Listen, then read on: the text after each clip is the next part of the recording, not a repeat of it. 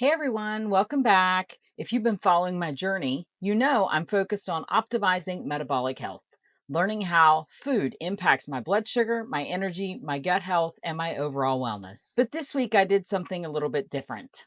I spent a day with friends at a trader's market. Think flea market meets carnival food. And I ate whatever I wanted. No restrictions, no calculations, just eating. And let's just say my body had opinions about it. If you're new here and haven't seen my previous fasting videos, I'll link the playlist right up here for you. If you find this content helpful, please like this video, subscribe, and click the notifications bell to never miss a video. Now, today we're diving deep into my food choices, my blood sugar reaction, and why this experiment reinforced everything I've learned about metabolic health. So here's what my day looked like in food. I had a donut for breakfast. Yes, a donut. A cheeseburger, fries, and a milkshake for lunch. Because, hey, carnival food. Anyway, so now let's talk about my blood sugar. I recently ordered a Stello continuous glucose monitor, or a CGM, and I wanted to give it a test run. I track my levels throughout the day on how my body is processing the junk food I just ate. If you're curious about it, Stello costs $89.99 a month for a subscription, and no prescription is required. You can go directly to their website and order it. Not sponsored, although Stello, give me a call. So think of Stello like a health dashboard. Instead of just guessing if a meal is working for my body, I get to actually see my glucose response in real time. This is huge because most people only see blood sugar numbers when they go to the doctor or stick their finger throughout the day. But with CGM technology, I can see how food, stress, sleep, and even movement impact my body in real time.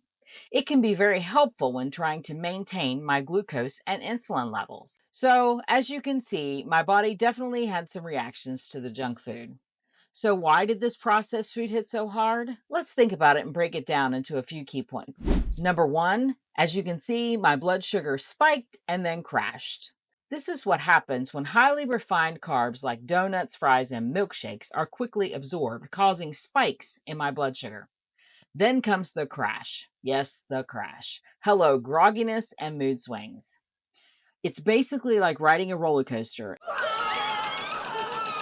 except at the end, you don't feel exhilarated. You just want to take a nap. It's funny how in my life before I was eating better, I didn't really notice this as much or feel it, but this day I definitely could tell a difference. Number two, inflammation and joint pain. Many processed foods contain pro inflammatory ingredients, which are like refined sugars, unhealthy oils, and preservatives, and that could trigger an immune response. Ever wonder why your joints ache after a junk food binge? Well, that's the answer. There's a biochemical reason for that. And I definitely was feeling a little bit of that joint tenderness after this day. Gut health and digestion issues. Junk food generally lacks any essential nutrients we need to keep digestion smooth. So later in the day, when my stomach wasn't feeling so great, I wasn't surprised. My gut microbiome thrives on whole foods, not ultra processed ingredients. Brain fog and energy drain. Blood sugar fluctuations affect neurotransmitters. Yes, that's right. They affect how our body works, even in our brain. That tired, foggy feeling when blood sugar crashes, that's real. It's basically the same reaction as hitting low battery mode on your phone, except you can't just plug yourself in for an instant recharge. It takes some time to work through that. Now, contrast that with whole foods, which are minimally processed and rich in micronutrients, such as egg, meat, and fish for stable protein and fat balance, leafy greens, some berries, some nuts for antioxidant and essential nutrients, and healthy fats that can help fuel our bodies instead of relying solely on glucose. Whole foods don't just prevent these spikes, they actively support our body, our gut health, reduce our inflammation, and keep our energy levels steady throughout the day. I can honestly tell this throughout my day. With whatever I eat, I can usually tell if it was a good thing or a bad thing before I even look at my glucose monitor. So, what was the aftermath of this? Well, as I expected, I did pay the price later in the day. GI distress hit me very hard, and my joint pain, which had been improving and was pretty much resolved, did come back. I could even feel it down into the joints of my toes. Spending the day walking around the market, chatting with my friends, and enjoying the moment was great, but by evening, I could tell my body wasn't happy with my food choices at all. Good news, after sleeping, hydrating, and returning to my usual whole food, low carb meals, my body was feeling much better. The magic of nutrient dense eating: when you fuel yourself properly, your body knows how to bounce back. It's a beautiful thing. This means if I make a bad choice, it's not the end of the world. While I know what I should and should not eat, sometimes something unexpected happens. Maybe something I thought wasn't that bad really is after all. Either way, I know I can get back to the basics and my body will quickly recover. So, in the end, would I recommend doing this? Oh, heck no. No, not at all. It really was not worth it. Sure, junk food might taste great in the moment, but the after effects, oh my gosh.